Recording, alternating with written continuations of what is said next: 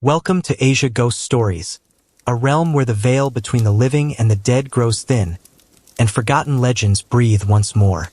Tonight, we take you deep into the heart of Asia, to a place where time stands still and darkness reigns. A place known only as the Haunted Path. This is no ordinary road.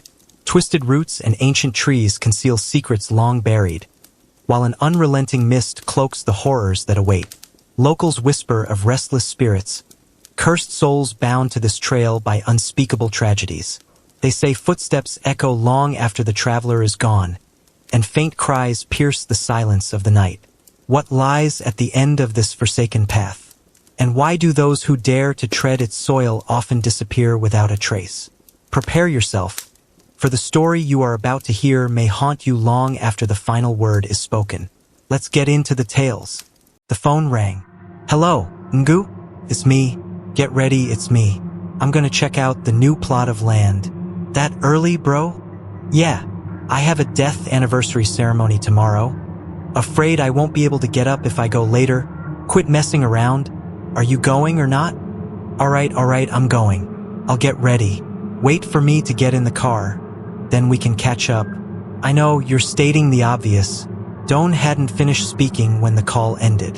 Ngu, the person he had just spoken to, was a gangster. The two had known each other since Luan was in rehab. To give a bit of background on Luan, he grew up in a poor farming family. Having little education, he fell in with a group of delinquent youths in the village and learned to use drugs.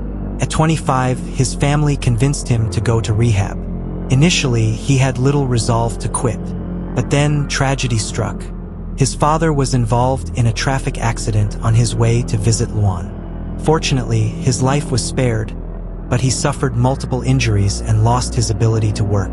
Seeing his father's suffering and his mother toiling to support the family, Luan resolved to turn his life around.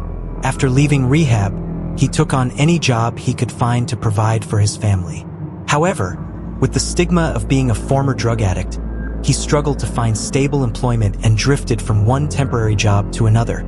Finally, about half a month ago, Luan ran into Ngu. After hearing Luan's situation and pressing him for details, Ngu offered him a job transporting seafood at night from the port to various wholesale markets. The work involved long, sleepless nights and was physically demanding, requiring him to haul heavy loads of fresh fish. However, the pay was quite generous, 1 million dong per trip, a sum he couldn't have dreamed of earning before. Back in the present, Luan lay down in the hammock in the corner of the house to take a nap, conserving his energy for the sleepless night ahead. Past 9 p.m., Ngu's truck pulled up in front of Luan's house. 3 honks later, Luan ran out. How many trips tonight, bro? 2. Seems easy. Huh. Not really. Going further this time, to the market in the district, just to the Chodat market. The loading area there is awful, always flooded. Every time I go, the stench makes me want to puke. Can't smell it if you don't breathe it in. Think of the money. Haha. Yes, sir. Luan opened the truck door and sat down beside the driver's seat. They arrived at the port and the clock struck 11 p.m. It seemed the ship was delayed, so they had to wait. Ngu went to a nearby stall for a coffee, while Luan took the opportunity to rest his head on the seat and doze off. Hey, wake up! Ngu's loud voice startled Luan. He opened his eyes and looked around in a daze. Oh, Ngu, is the ship here? It's here. Get down and load up. You drive later. I have some business to attend to. Need to call some clients, so I can't be behind the wheel. Yes, sir, I understand. At exactly 2 a.m., Luan drove the truck out of the port. Everything seemed to be going smoothly. He didn't have a driver's license, but he felt confident after Ngu's coaching from previous trips. After driving for a while, he heard Ngu's voice. Careful going down the pass. Yes, sir, I know. I know these roads like the back of my hand. Luan had barely finished his sentence when he froze. He saw a figure dart across the road in front of the truck. Instinctively, he slammed on the brakes, but in his panic, he hit the accelerator instead. With a scream, he slammed the brakes again, bringing the truck to a screeching halt. Beside him, Ngu was petrified and yelled, "You idiot! What the hell? Ngu, what? I think I hit someone. What? Are you serious? Ngo threw his phone down and flung the door open, jumping out. Luan scrambled out the other side and followed. There, lying under the front wheels of the truck, was a body. They didn't need to check to know that the person was dead. Oh my God! Luan trembled, his limbs weak. Ngu was no better, his face pale. He growled, "You damn fool! You've ruined me!" Luan knelt on the ground, his hands clasped together. "Ngu, I'm so sorry. Call the police. I'll take full responsibility." "Are you crazy? Do you think you can handle that? You don't even have a license. And I'm the owner of this truck." After about 10 minutes, when they had calmed down somewhat, Ngu climbed back into the cab and reversed the truck. Luan fumbled for his phone to call for help. But before he could, Ngu knocked the phone out of his hand. "Are you insane? This truck is worth a fortune. Forget about the money. She's dead. If you want to join her, that's your business. But don't drag me down with you." As he spoke, Ngu opened the back of the truck and hauled out a large insulated container used for transporting fish. "Ngu, what are you doing?" Ngu didn't answer. His next actions sent chills down Luan's spine. He saw Ngu drag the mangled body and shove it into the fish container. Now Luan could see more clearly. The unfortunate victim seemed to be a young woman. "Brother, please," Luan cried out and rushed forward to stop him. But it was too late. Ngu snapped, "She's dead. Just help me." Luan, now a shell of his former self, obeyed without a word. They moved the girl's body to the back of the truck. Ngu used a hose from the undercarriage to wash the blood off the road. The area was usually deserted, especially in the pre-dawn hours, so there was little chance of anyone witnessing their gruesome act. After almost half an hour, having erased all traces of the accident, Ngu climbed back into the truck and grumbled, "Why are you just standing there like an idiot?" I... Luan stammered, knowing he had no other choice. The truck drove on for a while, and then Luan turned to look at Ngu, his face filled with terror. "Ngu, does this mean I killed someone? I'm a murderer now. Shut your mouth. We'll act like nothing happened. But the body, what are you going to do with it? Find some deserted land and bury it. What else? I'm so scared. If we're caught, we're dead. If I don't say anything, and you don't say anything, no one will know." As planned, after delivering the seafood, Ngu pulled off the road into a deserted area. He and Luan carried the container with the girl's body and buried it. Not stopping there, Ngu pocketed a gold necklace and a diamond ring from the body, adding them to a wad of cash he already had. "Here, take this. Bro, this is valuable, isn't it?" It was the girl's. "She's dead now, it would be a waste not to take it." "What, scared to take it? It's not right." I suit yourself. Waste of good fortune if you don't." Despite his reservations, seeing the valuables tempted Luan. As he hesitated, Ngu continued impatiently, "Are you taking it or not? This is your last chance. Remember, you need this money to take care of your mother." "Yes, I'll take it." Luan reached for the money, but Ngu stopped him. "Hold on. You can take it, but you need to understand the consequences. If you breathe a word of this to anyone, you'll regret it. I'm helping you out here. Don't drag me down with you." "Yes, I understand." The clock showed past 5 a.m. They parted ways and went home. It was unclear whether Ngu was haunted by what they'd done, but as soon as Luan stepped inside, he rushed to take a shower, hoping to wash away the fear and guilt that consumed him. Nearly a month passed without incident. There was no news about the missing girl. Luan regained his composure and started planning how to use the money wisely. This afternoon, his family's small, dilapidated house was filled with the joy of a festival. Tables laden with offerings were set up in the middle of the house. The reason for this celebration was to give thanks to heaven and Buddha, not simply to celebrate Luan's recent success. His son had prospered and purchased a 3-hectare plot of land to cultivate a fruit orchard. Just last week, when Luan had told his parents about it, they couldn't believe their ears. Now, with the paperwork finalized, Mr. Ba decided to hold a ceremony to thank his ancestors and celebrate with a feast, inviting all their close friends and relatives. At 7 p.m. sharp, after the incense had burned down, Mr. Ba gave a short speech expressing pride in his son, and the feast began. The clinking of glasses and cheerful chatter filled the air, mixed with the customary sounds of a death anniversary ceremony. Luan was happy. Throughout the evening, he kept glancing at his parents. Soon he would be able to repay them for their sacrifices. The party went on until 9 or 10 p.m. By then, everyone was quite drunk. Mr. Ba leaned heavily on his wife, Mrs. Lan, as they stumbled back into the house. He mumbled, "That Luan, I'm so proud of him today, you know. I thought he was a lost cause. All I wish for now is to see him get married and have kids. Then I can die a happy man. Oh, for heaven's sake, old man, eat your food and be happy." But Luan heard every word. Of course, any man approaching 30 would be thinking about settling down. He had feelings for a young woman named Dung, a hairdresser and masseuse in the district town. But his finances were unstable, and his feelings remained uncertain, so he hadn't dared to confess. Should I tell Dung how I feel? He wondered.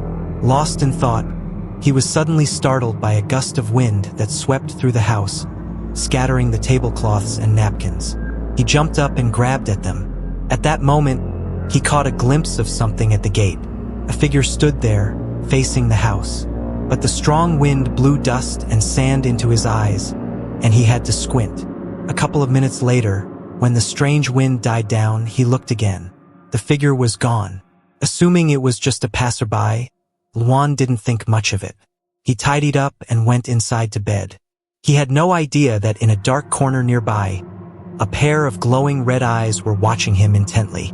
The next morning, the lingering effects of the alcohol made Luan wake up late. He got out of bed and realized his father had already gone to the new land to tend to it, while his mother was sitting under the eaves, picking vegetables. It was a peaceful scene. Seeing her son, Mrs. Lan smiled warmly and asked, "Do you have a headache, son? You drank a lot last night. If you do, I'll make you some honey lemon tea. It's good for hangovers." "No thanks, Mom." Luan shook his head and glanced at his watch. "I have to go to town, Mom. The guy selling the seedlings has an appointment with me. I probably won't be back for lunch. You and Dad go ahead and eat." "Okay. Be careful." "Yes, Mom." Luan nodded. Besides meeting the nursery owners, he also wanted to see Dung and confess his feelings. Arriving in town after finishing his business with the seedling sellers, Luan stopped at the market and bought a basket of fruit to bring to Dung. But his heart sank when he saw that her hair salon was closed, a sign on the door announcing it would be closed for a week. Where could she have gone? He tried calling Dung, but couldn't reach her. With no other option, he headed home dejectedly. By the time he got back, it was late afternoon. Dark clouds gathered ominously, promising rain. Seeing her son, Mrs. Lan asked immediately, "How did it go, son? Everything all right?" "Yes, Mom. It went well. The seedlings were delivered this morning, and the vendor even sent someone to show me around the land. That's good. I hope everything goes smoothly." That evening, Luan received a call from Dung. She said she had just seen his missed call, as she had been busy with personal matters. After exchanging pleasantries, Luan couldn't hold back any longer and confessed his feelings. "Dung, would you be my girlfriend? Are you crazy? Or are you still drunk?" "No, I'm serious. I'm different now. I can take care of you. Will you be my girlfriend?" After a few moments of silence, Dung agreed. Luan was overjoyed. He immediately ran out to tell his parents. Mrs. Lan shrieked with delight and clasped her hands together in gratitude. "Getting a wife for you is all I've ever wanted." Mr. Ba chuckled. "Look at my boy. Good news just keeps coming. But remember, son, marriage is a big decision. Think carefully. Get to know each other well before you decide anything. I know, Dad, we're not rushing into anything. We'll just date for now. Besides, I have the orchard to take care of." Mr. Ba nodded in agreement. After dinner, his parents settled down to watch TV, while Luan rushed upstairs to text Dung. The feeling of finally having a girlfriend was indescribable. especially for someone who had almost given up on life. He was so engrossed in texting that he jumped when he looked up at the clock. Wow, it's almost 1 a.m. Outside, rain had started to fall, drumming lightly on the roof. Luan put his phone down and walked over to the window, fumbling with the latch to close it against the increasing rain. After closing the left window, he reached out to close the other one. He glanced unconsciously towards the gate.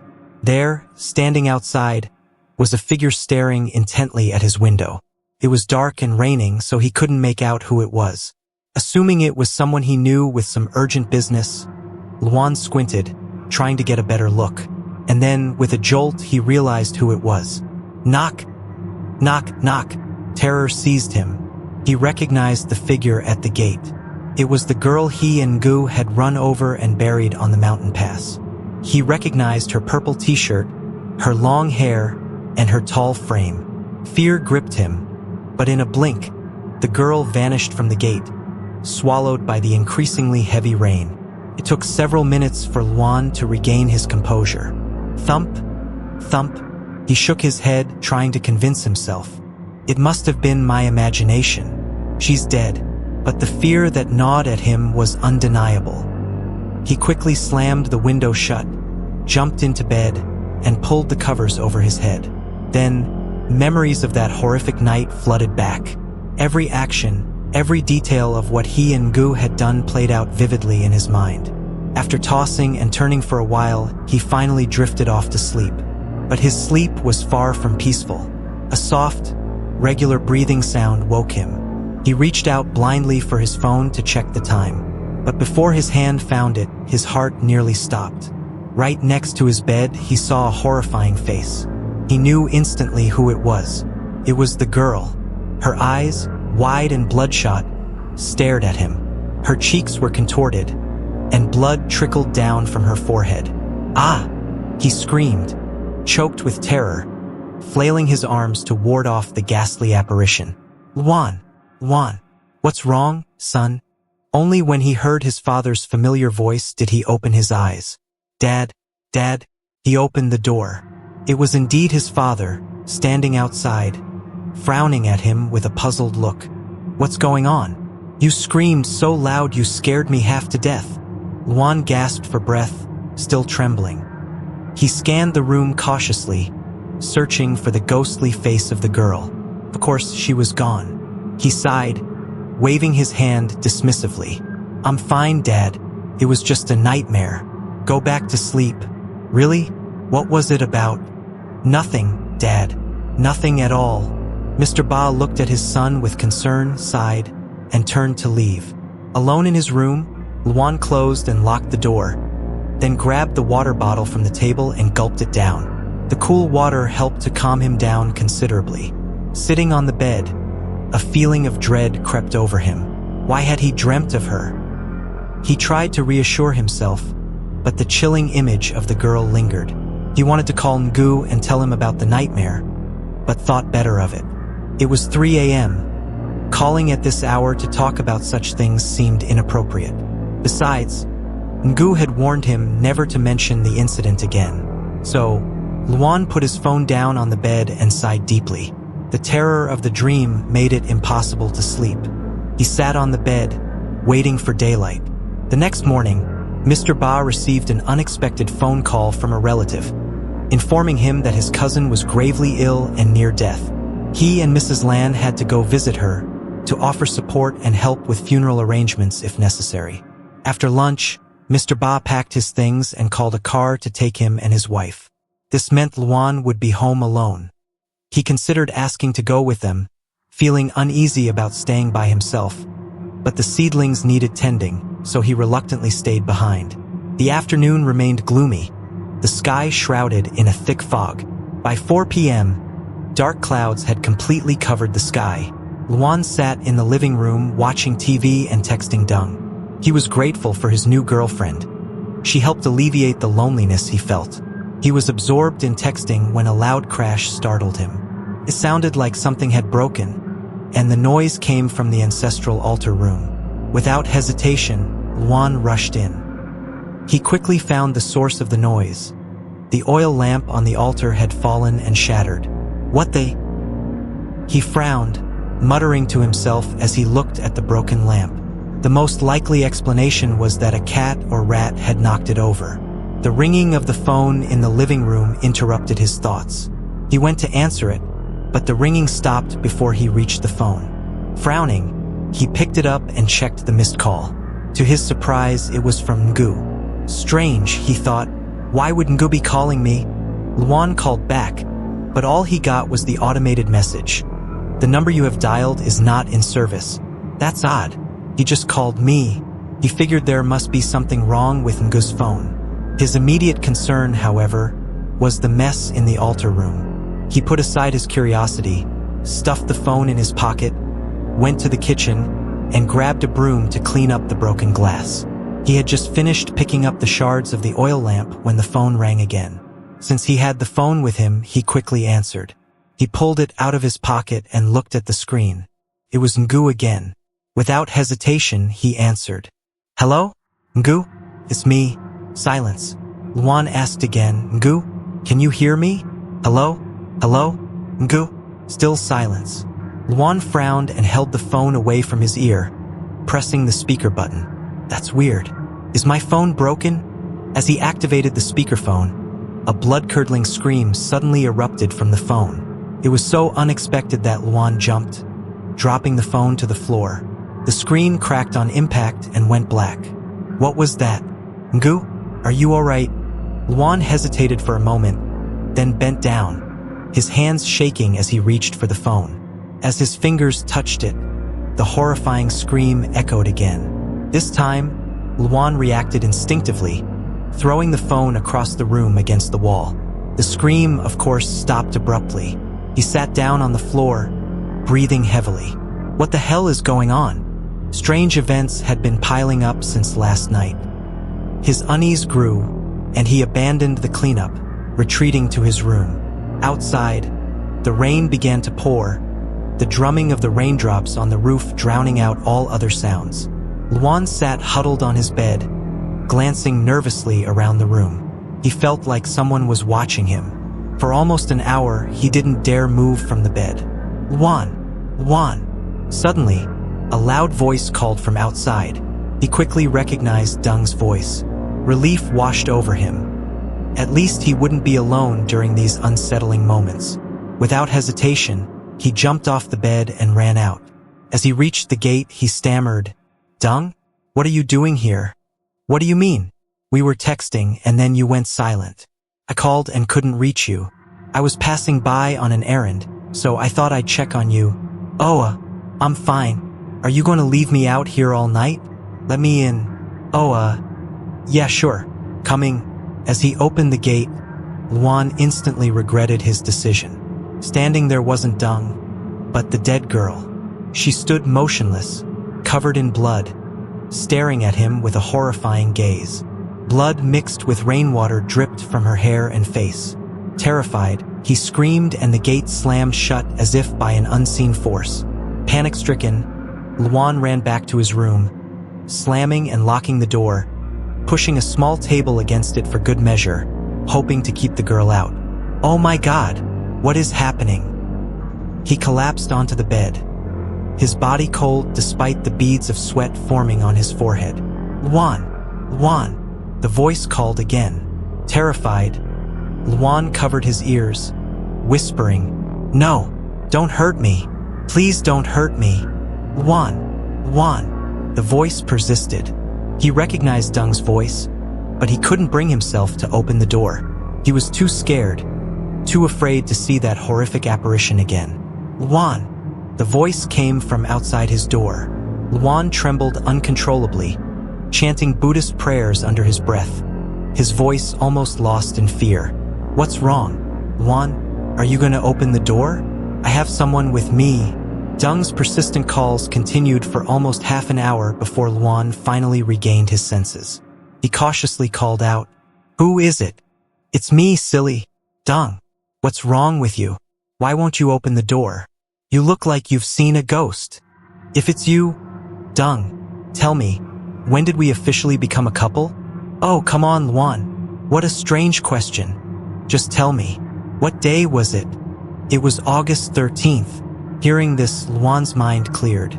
He quickly pushed the table aside and opened the door. Thankfully, it was indeed Dung. He gasped for breath and nearly collapsed. Seeing him in such a state, Dung rushed to his side, her face etched with worry. My God, Luan, what's wrong? You're sweating buckets. Are you sick? No, I'm fine. What's wrong with your phone? I couldn't get through to you. Dung's question brought back the memory of the strange call. He shook his head. Oh, it's nothing. I dropped it and it broke. Can I borrow your phone? I want to call my parents and see if they've sent any messages. Sure, here you go. Dung pulled her phone out of her bag and handed it to him. He took it, muttering his father's number. After the call, he felt a little relieved. His parents had arrived safely at their destination. Then he remembered Ngu. He wondered how his friend was doing, if he too was experiencing similar strange occurrences. He dialed Ngu's number, thankfully easy to remember. The familiar ringtone played, but no one answered. That's weird. Where could he be?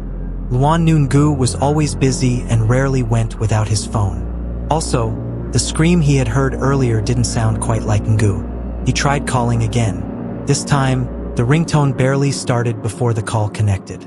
Hello? Who is this? Luan was startled. The voice wasn't Ngu's. Fear gripped him again, and he stammered, is this Ngu's number? Who is this? Why are you answering his phone? He's dead. What? Luan was stunned. He recognized the voice now. It was Phuong, Ngu's wife. Phuong? It's Luan. What do you mean? Ngu? How? Before he could finish, Phuong burst into tears. He's gone, Luan. He fell down the stairs, broke his neck. He died right there in the living room. Oh my God! The news hit Luan like a ton of bricks. How could this happen? Oh my God! Please tell me you're joking. Would I joke about something like this? When did it happen? Early this afternoon. If you know any of his friends or relatives, please let them know. We're a mess right now. Yes, of course. Ngu. He was such a good man. Why him? Phuong's sobs pierced Luan's heart. He hung up, his body covered in goosebumps, his mind reeling. What in the world is going on? First the stairs, now this. How could he comprehend such a sudden, inexplicable death?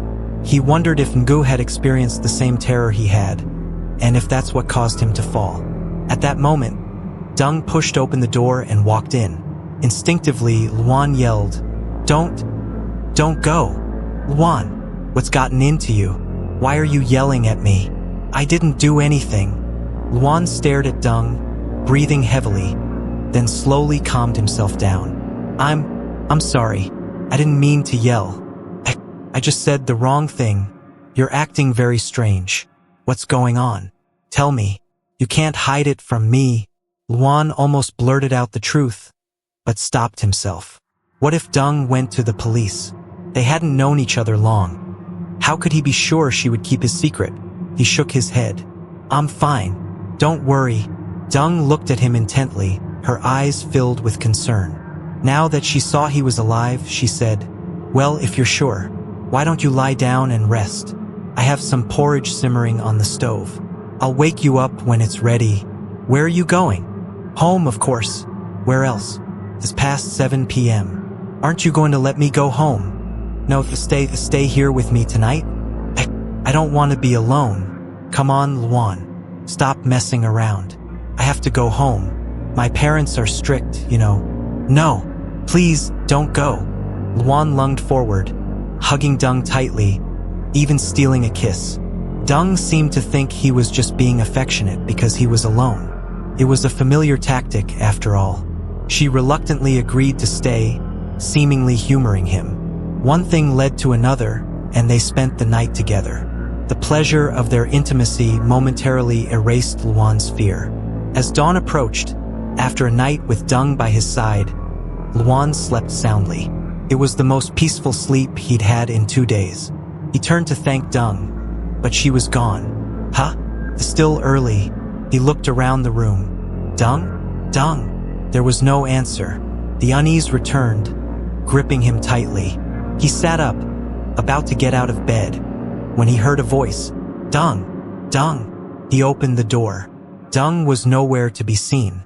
His eyes widened in shock. The room was a disaster. Furniture was overturned, decorations scattered across the floor. Even his father's favorite vase lay shattered. What the? His confusion turned to terror as he heard chilling sobs and whimpers coming from the corner of the room. He looked towards the sound. Standing there was a familiar figure. He recognized her instantly and screamed, "Oh God, no, stay away."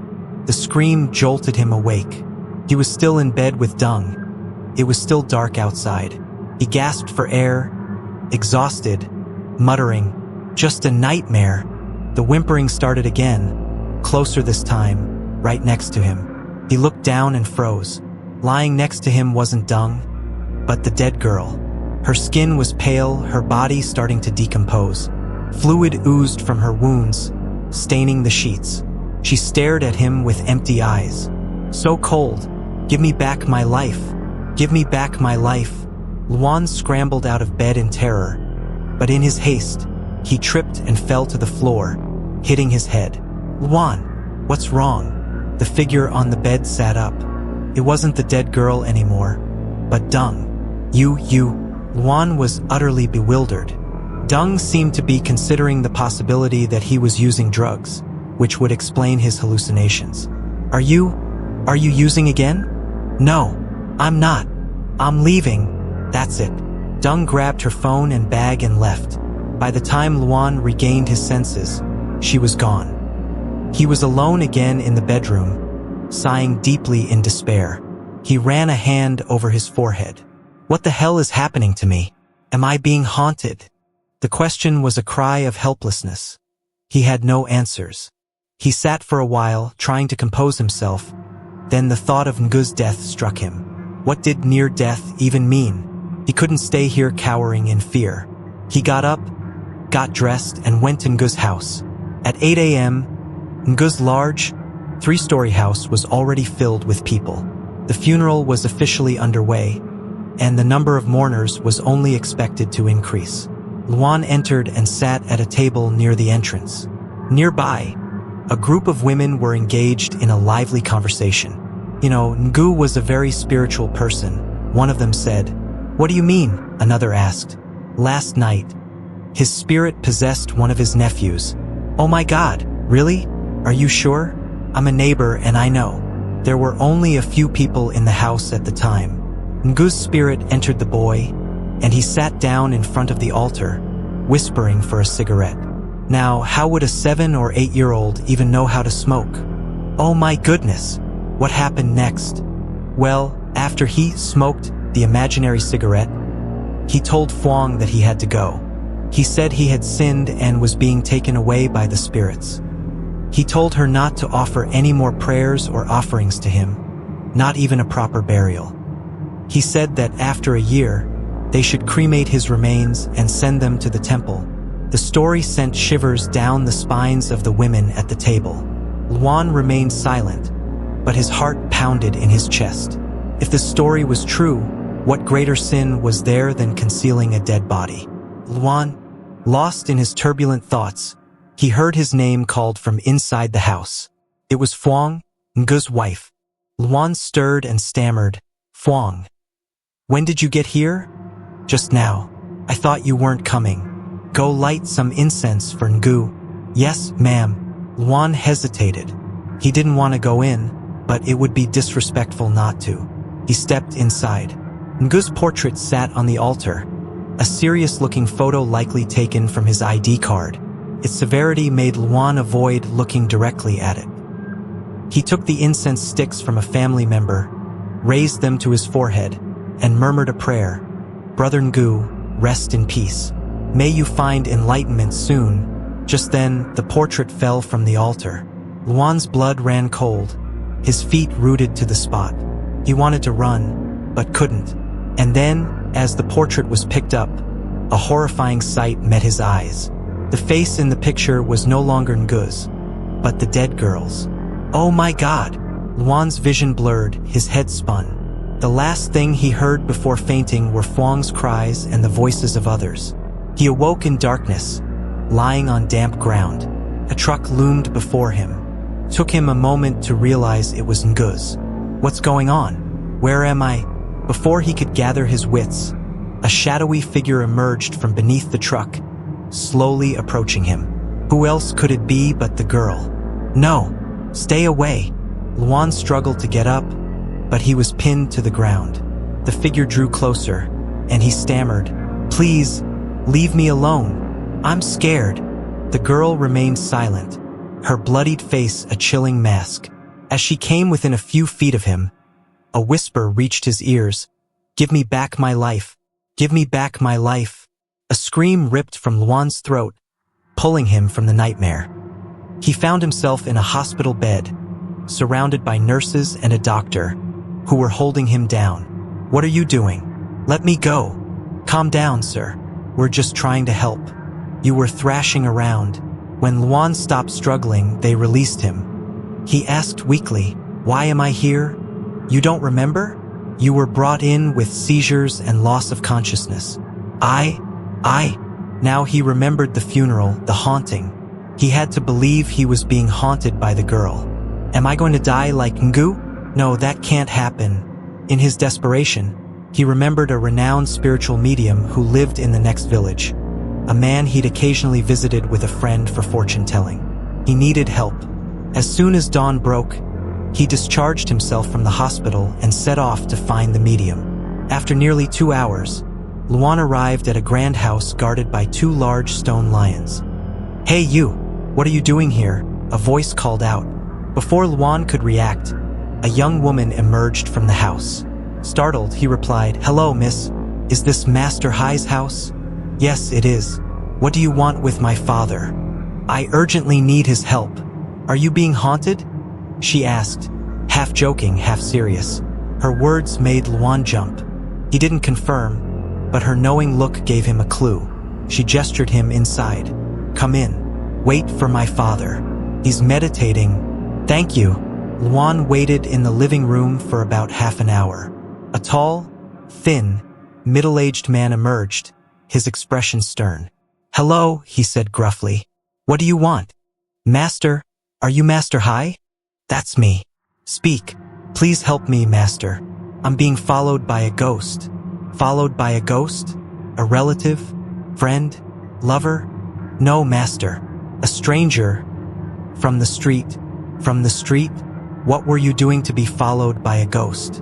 Luan couldn't tell him the truth, so he concocted a story.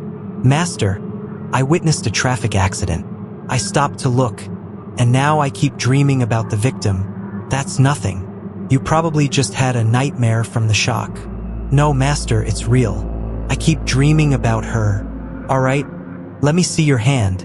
Luan extended both hands, but Master Hai only examined his left. After a moment, the medium frowned. You are indeed being followed, and this spirit is not a simple one. Master, please help me. I'm terrified." "All right, you." Master Hai trailed off, his eyes fixed on something outside. "Master? What is it?" "Nothing. I can help you, but not now. I need to prepare for a ritual. Come back this afternoon." "This afternoon?" "Yes." "All right, Master. I'll come back then." "Good. I'll see you later." Luan left, anxious but unable to press the medium. He returned at 2 p.m., relieved to see a ritual table already set up. "You're here. Come in." Master Hai's voice called out. Luan entered without hesitation. Approaching the table, he asked curiously, "Master, what's this for?" "This is a ritual for you. This is a powerful spirit, so I need more items than usual." "Yes, Master, but there's something else. Important." "What is it?" "Tell me. The fee is rather high. Can you afford it?" "How high?" "Probably around 10 million. "Don't worry, Master. I can manage." "Good. Now let's begin." Master Hai had Luan sit before the altar and write his full name and date of birth on a piece of paper. The ritual lasted for about an hour. Suddenly, the table collapsed, scattering the offerings across the floor. Luan jumped, and Master Hai looked equally startled. "Heavens! It's a vengeful ghost. What do you mean, Master? The spirit following you. It's a demon. Can you help me, Master?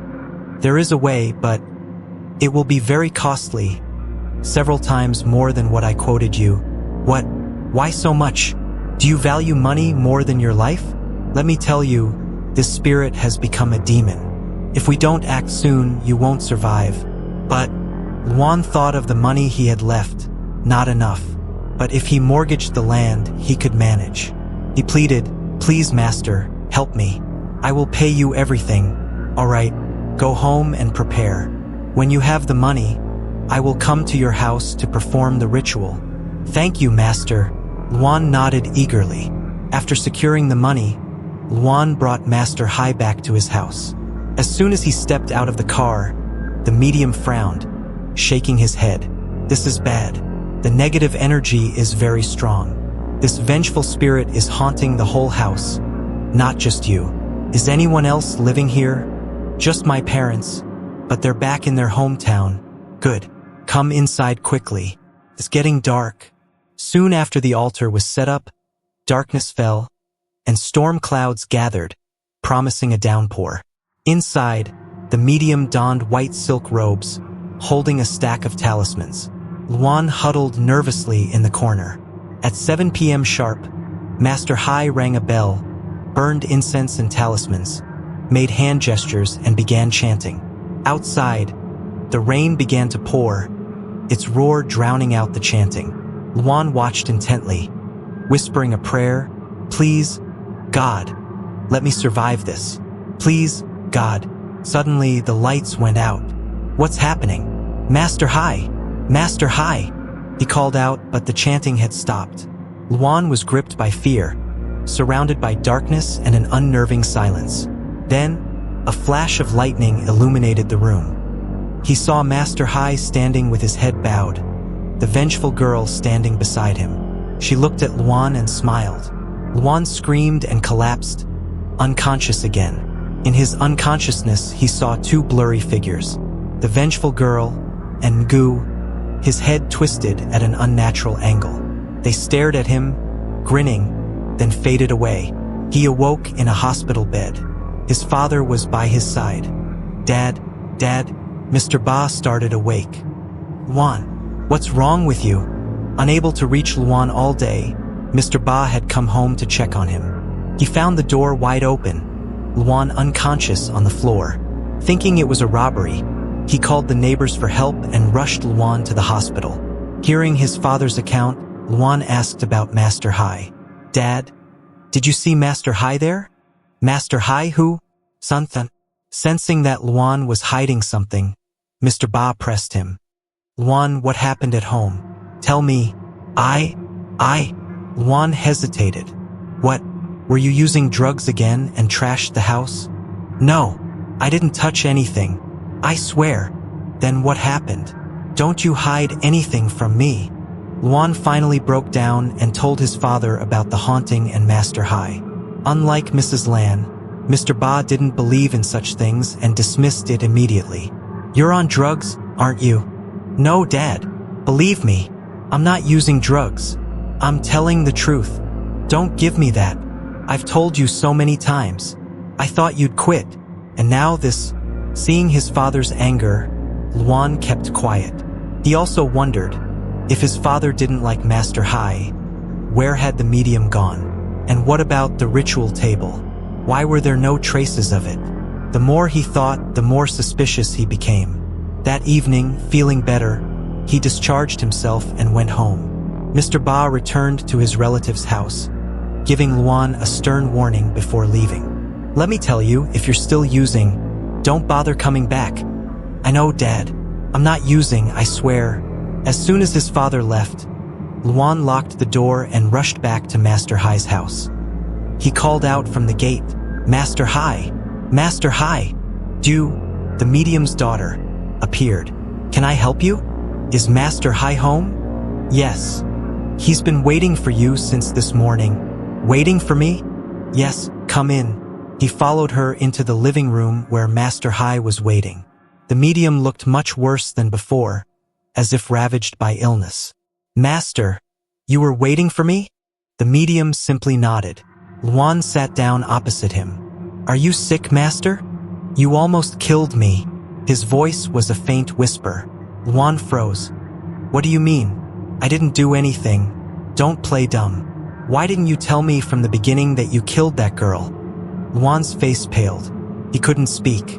Realizing he couldn't hide it anymore, he fell to his knees, begging, Master, please save me. I know I've sinned. You know you've sinned? You should have known that from the start. Yesterday, I performed the ritual, not knowing you were the one who killed her, and allowed her spirit to possess me. She thought I was trying to harm you, so she attacked me. Luckily, I had protective charms, or I would be dead now. Luan, hands clasped together, confessed everything. With every word, Master High sighed. Sin upon sin, murder, concealing a body, disposing of the remains. You deserve to die. No, Master, please save me. I don't want to die. My parents only have me. What would they do if I died? I've already turned my life around. Looking at Luan's tearful face, Master High sighed. Why didn't you call an ambulance or the police that night? I wanted to, but Ngo wouldn't let me, and I was too scared to think straight. I didn't even spend the money he gave me. I bought land to start a new life. I'll sell it to repay her family. Do you think you can repay a life with money? You can repay the money, but how can you repay a life? Luan was in despair. He slumped to the floor, whispering, Then I'm doomed. Get up. I'll ask you one last time. Are you telling the truth? Yes, Master. Do you want to live? Of course, Master. Then let me warn you, the price for your continued existence will be very high. What will you do? How high?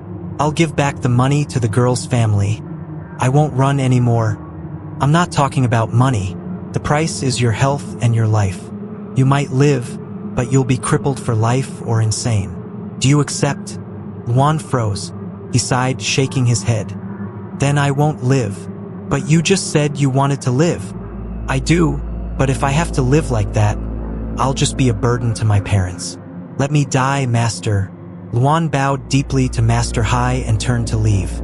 Before he reached the door, the medium called out, Come back. I will help you. No, Master. I don't want to cause any more trouble. Get back here. I said I'll help. You won't lose a limb, I promise. Luan hesitated, needing further reassurance before he finally believed Master High was sincere. That night, two figures trudged along the mountain pass in darkness. It was Luan and Master High. They were headed to the spot where the girl was buried. The medium muttered, Strange. According to your story, this happened a while ago. Why hasn't anyone reported her missing? Luan nodded. I know, I checked online, news sites, everything. Nothing. Strange. Hurry up. Make sure you remember the exact spot. After another half hour, Luan stopped at a clearing. This is it, Master. Straining his memory, Luan led the way to the left corner of the clearing. Master High opened his bag, laying out ritual offerings and a paper effigy. After lighting the incense and candles, he made a hand gesture and instructed Luan to stand behind him, holding the effigy above his head. The medium began chanting. A sudden gust of wind whipped around them, sending dust and dirt swirling. A mournful wail echoed through the air. Luan shivered, whispering, Master, be quiet. Don't speak. Though terrified, Luan tried to remain calm with the medium present. After 5 minutes, the chill subsided.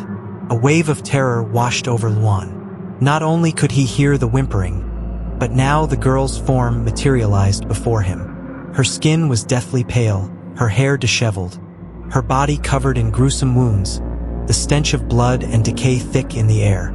Luan squeezed his eyes shut, his mind racing with horrifying possibilities.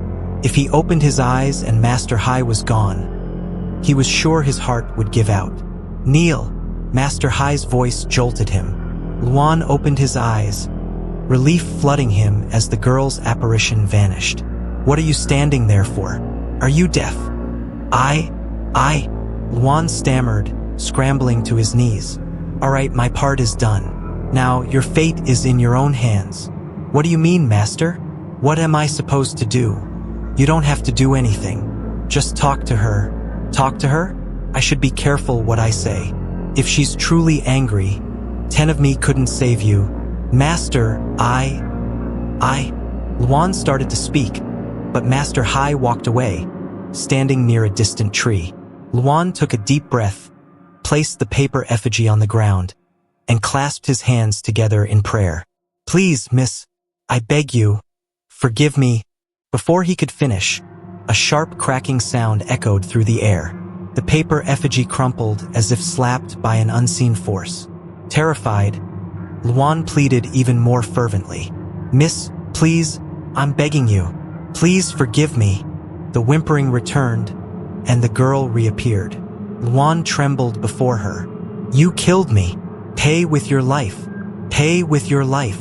I beg you. I didn't mean to. It was Ngu, he forced me. I'll let you reunite with Ngu. I'll take back what's... Luan felt a choking sensation, as if someone were strangling him. He struggled, pleading, Miss, I know I was wrong. My friend brought me here. I didn't come to exorcise you. I came to bring you home. A scream pierced the night, followed by even more anguished cries. I have no home. I have no home. Why not? Tell me. I'll bring your body home. I'll confess to the police. Through her choked sobs, Luan heard the girl's story. Her name was Dung. She was originally from Bin Thuan but had married and moved to this region 3 years prior. Those 3 years had been a living hell. Her husband was abusive, a drunkard, and a gambler. 2 months ago, she had won the lottery. Not the jackpot, but a substantial sum, over 300 million dong. She hadn't told her husband, but instead took the money and ran, hoping to return to her hometown. On that fateful night, while her husband was drunk, she had snuck out and walked along the mountain pass, hoping to catch a ride home. That's when the accident happened, taking her life. Hearing her story, Luan was overcome with guilt. He knelt, sobbing. Miss, I am truly sorry. A strong gust of wind swept through the clearing. When it subsided, Master Hai approached. You're lucky. She doesn't want your life anymore. Really, Master? Yes, but this isn't over. The spirit has forgiven you, but the law of karma still applies. What you do next is up to you. Master Hai packed his things and left. Luan felt he didn't deserve to live, tormented by guilt. That night, he called his parents, confessed everything, and told them he was turning himself in. They were initially shocked, but ultimately supportive of his decision. The next morning, Luan went to the police station and confessed. Dung's body was exhumed and returned to her family for a proper burial. The land Luan had bought was returned to Dung's family as well. 3 months later, Luan's trial took place. He was charged with manslaughter, but due to mitigating circumstances, he was sentenced to 7 years in prison. Whether he would rebuild his life and honor his parents after serving his sentence remained to be seen. But at least he would no longer be haunted by his guilt. Thank you for joining us on this chilling journey through the haunted path. We hope this tale has sent shivers down your spine and left you with questions that linger in the dark corners of your mind. If you enjoyed the story and want to uncover more haunting legends from across Asia, don't forget to give this video a like, share it with fellow thrill seekers, and subscribe to Asia Ghost Stories. Your support helps us keep these eerie tales alive. Hit the bell icon so you never miss a new story. And as always, stay curious, stay brave, and beware of the shadows that watch from afar. Until next time,